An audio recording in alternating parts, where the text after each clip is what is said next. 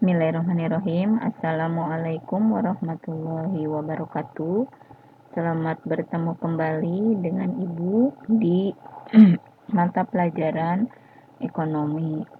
Setelah beberapa lama kita tidak bertemu dalam PJJ ini karena kemarin kalian libur semester genap ya. Nah, untuk kelas 11 IPA 3 dan IPA 4, selamat bergabung dengan Ibu karena mulai semester genap ini kalian akan belajar dengan Ibu, dan kelas 11 IPA 1 dan IPA 2 itu dengan Kak Yusef. Ibu harapkan semoga kalian selalu diberikan kesehatan dalam masa pandemi ini ya. Tadinya semua berharap bahwa di semester 2 ini kita bisa bertatap muka. Tapi apa mau dikata, keadaan tidak memungkinkan. Karena kalian tahu sendiri, semakin banyak orang yang terpapar virus COVID-19 ini. Jadi meskipun manusiawi ada kejenuhan, tapi kalian tetap harus belajar dari rumah dan kita melaksanakan PJJ ini. Nah, Ibu doa dan kita berharap ya, kita berdoa semoga pandemi ini cepat berlalu. Jadi kita bisa bertemu secara langsung. Amin ya Allah ya Rabbal alamin. Dan tentunya Ibu berharap walaupun kalian belajar di rumah, tetap semangatnya tidak padam dan semangatnya akan terus sampai kita berakhir PJJ ini. Mohon maaf di minggu kemarin Ibu tidak memberikan penjelasan ya, karena 2 minggu kemarin Ibu hanya memberikan PPT, dan untuk minggu kemarin Ibu memberikan tugas ya, dan di situ kalian harus kerjakan. Di situ Ibu memberikan batasan maksimalnya adalah UTS dikumpulkannya, tetapi terima kasih sudah ada yang mengumpulkan ke Ibu. Karena batasan atau maksimalnya UTS, jadi harusnya tidak ada masalah untuk tidak mengumpulkan tugas tersebut ya. Jadi nanti diakumulasikan pada saat UTS ya. Nah, itu pengantar dari Ibu tentang pembelajaran semester 2 ini. Nah, kita beralih ke bab berikutnya di semester 2. Nah, di sini bab 4, tapi bukan bab 4 ya, melainkan bab 5 ya, yaitu mengenai APBN dan juga APBD. Nah, salah satu kebijakan pemerintah yang ditujukan untuk memperbaiki kondisi perekonomian yaitu kebijakan fiskal. Nah, tentunya kalian masih ingat dengan kebijakan fiskal yang sudah diajarkan di semester yang lalu. Ada yang masih ingat? Ya. Bagus. Kalau yang masih ingat dengan apa itu kebijakan fiskal. Kebijakan ini tentunya berhubungan erat dengan masalah anggaran, yaitu anggaran penerimaan dan juga pengeluaran yang dilakukan tentunya oleh pemerintah. Nah, karena berkaitan dengan penerimaan dan pengeluaran, maka ini berkaitan pula dengan masalah keuangan baik negara maupun keuangan daerah. Ya. Nah, jadi di sini pemerintah harus dapat menggali sumber dana dan memanfaatkan dana yang diperoleh tersebut secara efektif dan efisien. Nah, penggalian sumber-sumber dana dan penentuan dana inilah yang akan dipelajari dalam APBN dan APBD ini. Nah, berikutnya adalah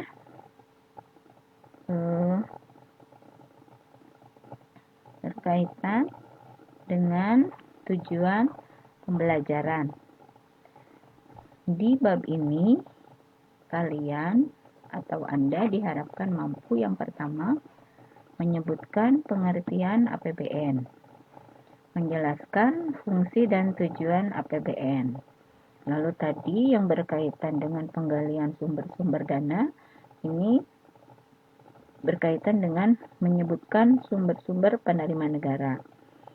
Nah, dari sumber-sumber penerimaan negara itu, kalian juga harus tahu klasifikasi pengeluarannya atau jenis-jenis pengeluarannya itu untuk apa saja. Lalu juga kalian harus bisa menjelaskan mekanisme penyusunan APBN. Lalu menyebutkan pengaruh APBN dalam perekonomian. Nah, itu untuk keuangan negara. Berikutnya berkaitan dengan keuangan daerah. Sama halnya dengan APBN, kalian pun harus bisa menjelaskan pengertian APBD. Lalu menyebutkan fungsi dan tujuan APBD. Lalu menyebutkan sumber-sumber penerimaan daerah. Dan sama dengan APBN, kalian pun harus bisa mengklasifikasikan jenis pengeluaran daerah, lalu bisa menjelaskan mekanisme penyusunan APBD serta pengaruh dari APBD tersebut terhadap perekonomian. Nah, kita mulai saja dengan pengertian dari APBN. Nah, tentunya kalian sudah mempelajari dari 2 minggu yang lalu. Berdasarkan Undang-Undang RI Nomor 23 Tahun 2013, APBN itu adalah rencana keuangan tahunan pemerintah negara yang disetujui oleh DPR, atau APBN pun disebutkan sebagai suatu daftar yang memuat rincian pendapatan dan pengeluaran negara dalam jangka waktu 1 tahun. Ya, jadi setiap 1 tahun sekali pemerintah di sini membuat APBN yang nantinya harus disetujui oleh DPR.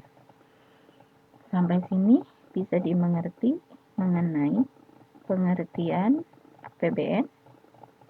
Kalau sudah, berarti kita lanjutkan. Nah, fungsi APBN. Jadi dari rincian yang memuat tentang penerimaan dan pengeluaran negara ini, itu ada 3 fungsi. Yang pertama adalah fungsi alokasi, yaitu bahwa pendapatan pajak berasal dari atau pendapatan pajak itu dialokasikan ke berbagai sektor pembangunan.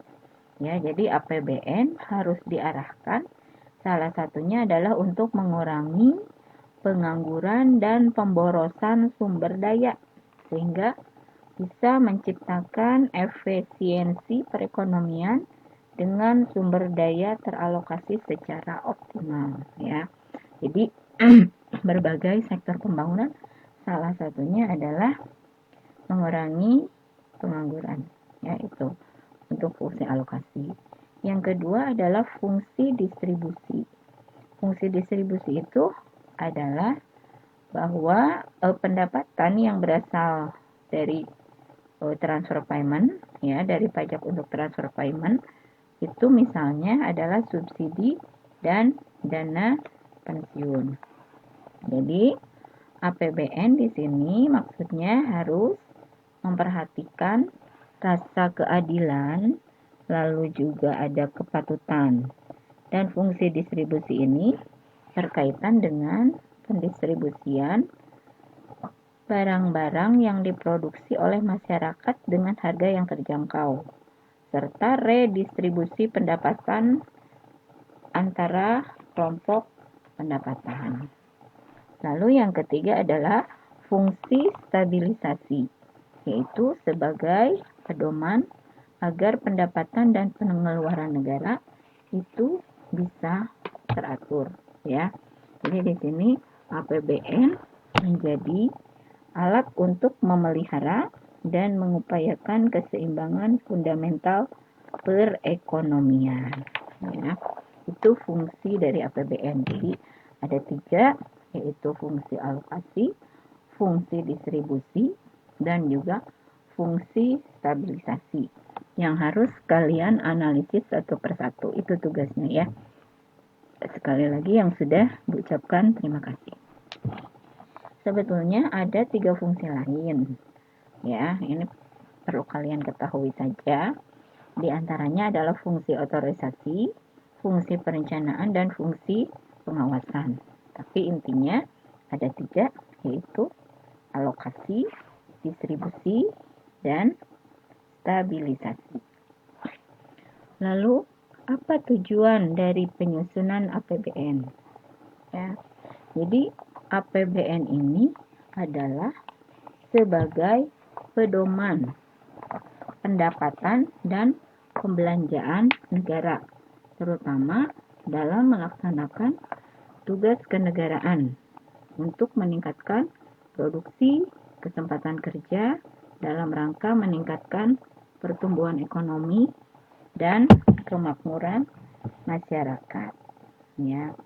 Nah, ataupun di sini bisa dikatakan bahwa APBN itu tujuannya adalah sebagai acuan, ya, pemerintah, terutama keuangan pemerintah maksudnya, baik penerimaan maupun pengeluaran,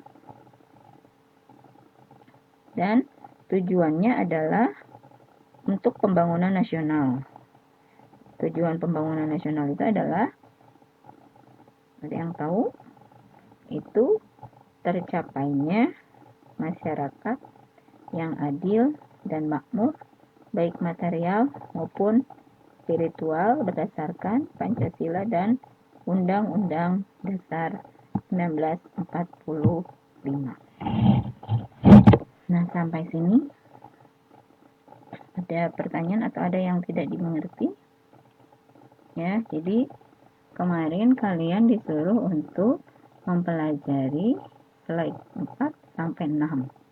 Di antaranya adalah pengertian APBN, lalu fungsi dari APBN, dan juga tujuan penyusunan APBN. Perlu kalian ketahui bahwa bentuk APBN, maksudnya sistematis rincian APBN itu ada perubahan, yaitu semenjak tahun 2000. Asalnya kita menggunakan format e-account. Maksudnya e-account itu adalah urutan rincian penerimaan pengeluaran negaranya itu disusun ke bawah. Tetapi sekarang digantikan dengan format yaitu yang disebut dengan T-account.